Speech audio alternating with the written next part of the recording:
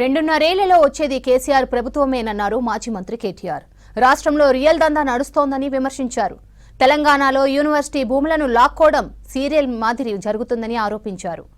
Hyderabad నందీనగర్లో Maulana Urdu national university విద్యార్థులతో కేటీఆర్ సమావేశమయ్యారు. బడేబాయ్ చోటేబాయ్ తెలంగాణ ప్రభుత్వాన్ని నడుపుతున్నారని విమర్శించారు కేటీఆర్.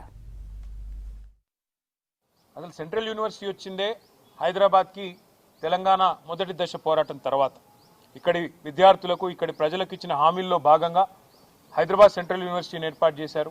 ఆ తర్వాత క్రమంలో మరొక సెంట్రల్ యూనివర్సిటీ మరి అబుల్ కలాం గారి పేరు మీద పెట్టిన మను కూడా పెట్టారు. పెట్టిన తర్వాత ఈరోజు ఆ స్థలాలకు ఇచ్చిన ఆ విశ్వవిద్యాలయాలకు ఇచ్చిన భూములను తిరిగి వెనక్కి తీసుకుందామనే ప్రయత్నం ఏదైతే ప్రభుత్వం చేస్తున్నదో ఇది నిజంగా కూడా తీవ్రంగా గర్హించదగ్గది, తీవ్రంగా వ్యతిరేకించదగ్గది. ఇంకోటి మనం చూస్తూ ఉంటాం, సినిమాల్లో టీవీల్లో సీరియల్ కిల్లర్లను చూస్తుంటాం. అట్లాగే ఈ కాంగ్రెస్ ప్రభుత్వం ఎట్లా ఉందంటే సీరియల్ స్నాచర్ వీళ్ళు. ఇది మొదటిది కాదు, ప్రభుత్వ భూమి వీళ్ళు లాక్కునే ప్రయత్నం చేస్తున్నది. మీకు గుర్తుండాలి, ప్రొఫెసర్ జయశంకర్ గారి పేరు మీద ఉన్న వ్యవసాయ విశ్వవిద్యాలయం నుంచి 100 ఎకరాల స్థలాన్ని తీసుకున్నారు. అక్కడ విద్యార్థులు మొత్తం పోరాటం చేసినా, ఆందోళన చేసినా వారి ఉద్యమాన్ని అణిచివేసి 100 ఎకరాలు తీసుకొని అక్కడ హైకోర్టు కడతామని చెప్పి ప్రభుత్వం వారు ఆనాడు కూడా స్వాధీనం చేసుకున్నారు. రాష్ట్రంలో ఎక్కడా భూమి లేదన్నట్టు విశ్వవిద్యాలయం మీద పడి ఆ ల్యాండ్ గుంజుకున్నారు.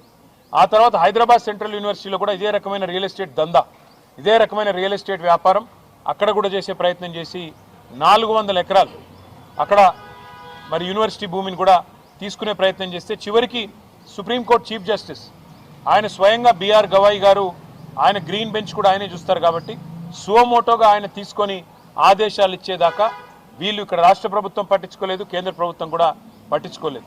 సెంట్రల్ యూనివర్సిటీ భూమి అయినప్పటికీ కేంద్రము స్పందించలేదు. ఇక్కడ రాష్ట్రం అయితే ఒక రియల్ ఎస్టేట్ బ్రోకర్ చేతిలో ఉంది కాబట్టి రాష్ట్రం ఎట్లాగూ వాళ్ళే హరాస్మెంట్ చేస్తున్నారు కాబట్టి వాళ్ళు స్వయంగా పట్టించుకోలేదు. కానీ సుప్రీంకోర్టు ఇన్వాల్వ్ అయిన తర్వాత నిజంగా ఒక బాధాకరమైన సంఘటన జరిగింది. సుప్రీంకోర్టు ఇన్వాల్వ్ అయ్యి ఒక సెంట్రల్ ఎంపవర్డ్ కమిటీని వేసిన తర్వాత ఆ కమిటీ చెప్పింది స్పష్టంగా 10,000 కోట్ల కుంభకోణం ఇందులో జరిగింది, దీన్ని విచారించండి అని కేంద్ర ప్రభుత్వానికి సిఫారసు చేసింది central empowered committee. Appoint special investigation team అని చెప్పింది. కానీ ఎందుకో మరి బడేబాయ్ చోటేబాయ్ రిలేషన్ కావచ్చు, ఇంకోటి కావచ్చు, ఇంతవరకు కేంద్ర ప్రభుత్వం ఎలాంటి చర్య కూడా తీసుకోలేదు, ఎలాంటి ఇన్వెస్టిగేషన్ కూడా ప్రారంభించలేదు. 10,000 కోట్ల కుంభకోణం కాంగ్రెస్ గవర్నమెంట్ చేస్తే ఇవాళ బీజేపీ గవర్నమెంట్ దానికి వత్తాసు పలుకుతా ఉంది. ఇది ఎందుకు చెప్తున్నా నేనంటే, ఒకవేళ హైదరాబాద్ సెంట్రల్ యూనివర్సిటీలో కనుక కేంద్ర ప్రభుత్వం గట్టిగా యాక్ట్ చేసి ఉంటే రాష్ట్ర ప్రభుత్వం ఈరోజు ఈ దాష్టికానికి ఒడిగట్టే పరిస్థితి ఉండేది కాదు.